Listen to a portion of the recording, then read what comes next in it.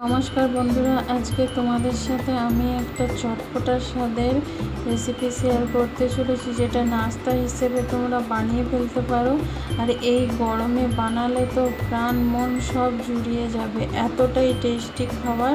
আর ঘরে থাকা উপকরণ দিয়েই কিন্তু তোমরা বানিয়ে ফেলতে পারবে, বেশি কোনো মশলা বা কোনো উপকরণের একদমই দরকার নেই। কিভাবে বানিয়েছি দেখে নাও, কিভাবে বানিয়েছি ভিডিওটা প্রথম থেকে লাস্ট পর্যন্ত দেখার অনুরোধ রইল। আমি সুস্মিতা রান্নাবান্নায় স্বাগত জানাচ্ছি। তাহলে চলো দেখে নেওয়া যাক ভিডিওটা আমি কিভাবে বানিয়েছি আর কি বানিয়েছি। এইভাবে যদি বানিয়ে দিতে পারো, ছোট থেকে বড় সবার মন খুব খুশি হয়ে যাবে।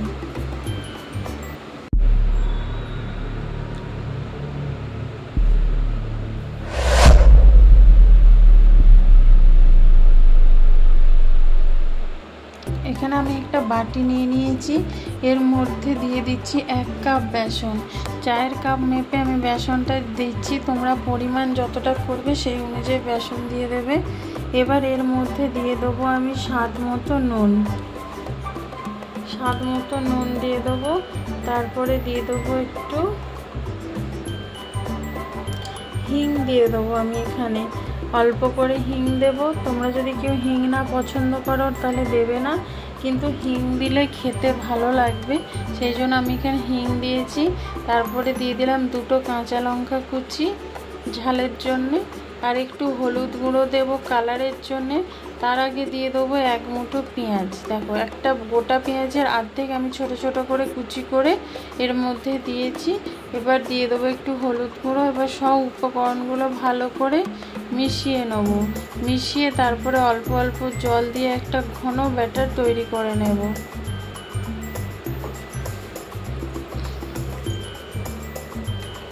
দেখো, অল্প অল্প করে জল দিচ্ছি, দিয়ে একটা ঘন ব্যাটার তৈরি করে নিচ্ছি। একদম পাতলা করবে না, পাতলা করলে কিন্তু একদম হবে না। খুব সুন্দর করে কিন্তু ফাটিয়ে নিতে হবে, যেন একদম বানালেই যেন একদম জিনিস খুব যেটা বানাবো সেটা যেন একদম সফট তৈরি হয়, সেই জন্য খুব সুন্দর করে বেসনটাকে ফাটিয়ে নিতে হবে। দেখো, এখানে মাখানো হয়ে গেছে। এবার এর মধ্যে দিয়ে দিচ্ছি অল্প করে বেকিং সোডা। দেখো, একদম অল্প করে বেকিং সোডা দিয়ে দিলাম, কারণ এটা দিলে না একদম খাবারটা নরম তুলতুলে হবে, মুখে দিলেই যেন মিলিয়ে যাবে।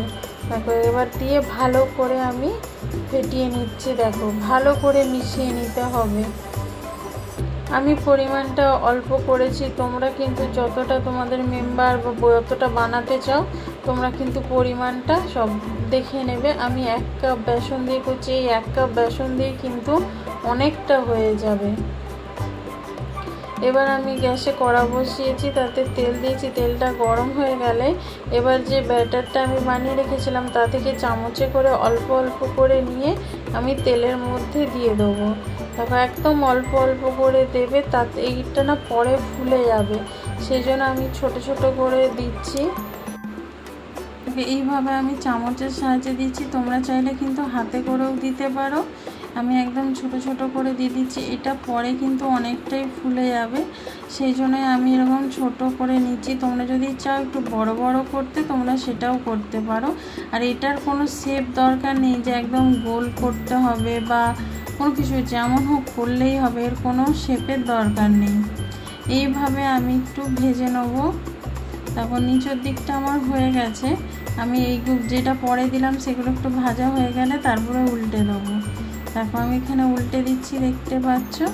দেখো, এখনই দেখো কতটা ফুলে উঠেছে, এটা পরে আরও ফুলে যাবে, সেই জন্যই আমি ছোট ছোট করে ভেজেছিলাম। এইভাবে উল্টে পাল্টে কিন্তু লাল লাল করে একদম ভেজে নিতে হবে। আর এটা একদম সফট তৈরি হয়, মুখে দিলেই পুরো মিলিয়ে যাবে। দেখো, এখানে লাল লাল করে ভাজা হয়ে গেছে, দেখতেই পাচ্ছ। এবার আমি তুলে নেবো। এইভাবেই আমি সবগুলো ভেজে নেব। এখানে আমি একটা বাটি নিয়েছি, এর মধ্যে দিয়ে দিচ্ছি আমি 1 কাপ দই। যেই কাপ মেপে বেসন নিয়েছি সেই কাপ মেপেই আমি এখানে নিয়েছি দই। তারপরে দিয়ে দিলাম 2 কাপ জল। দেখো, এখানে 2 কাপ জল দিয়ে দিলাম। এবার এর মধ্যে দিয়ে দিচ্ছি স্বাদ মতো নুন, সাদা নুন দিচ্ছি। এখানে কিন্তু বিট নুন আমি ব্যবহার করব। বিট নুনটা দিলে না খেতে খুব ভালো লাগবে। দেখো এখানে আমি বিট নুন একটু দিয়ে দিলাম, 1/2 চামচের মতন বিট নুন দিয়েছি। এই দইটা তোমরা চাইলে আগে থেকে কিন্তু ফেটিয়ে নিতে পারো, কিন্তু এটা আমার ফেটানোই ছিল, সেই জন্য আমি দিয়ে দিলাম। এবার দিয়ে দিচ্ছি 1 চামচ লঙ্কার গুঁড়ো। তোমাদের কাছে যদি চিলি ফ্লেক্স থাকে তোমরা কিন্তু এখানে চিলি ফ্লেক্স দিতে পারো। এবার দিয়ে দিচ্ছি আমি এখানে চিনি। চিনিটা এই দইয়ের মধ্যে দিলে না একটা অসাধারণ স্বাদ আনবে, টক মিষ্টি, সেই জন্য আমি এখানে চিনিটা দিয়েছি। কেউ যদি চিনি না খেতে চাও তাহলে অ্যাভয়েড করতে পারো। এবার এখানে দিয়ে দিচ্ছি আমি 3 থেকে 4টে রসুনকে থেঁতো করে নিয়েছিলাম, তোমরা বাটাও দিতে পারো। এটা এখানে দিয়ে ভালো করে মিশিয়ে নিচ্ছি। এই দইয়ের মধ্যে আমি রসুনকে থেঁতো করে দিয়ে দিলাম, 3 থেকে 4টে রসুনের কোয়াকে থেঁতো করে আমি এখানে দিয়ে দিলাম। দিয়ে এবার ভালো করে মিশিয়ে রেখে দেবো যাতে চিনি আর নুনটা ভালোভাবে গলে যায়।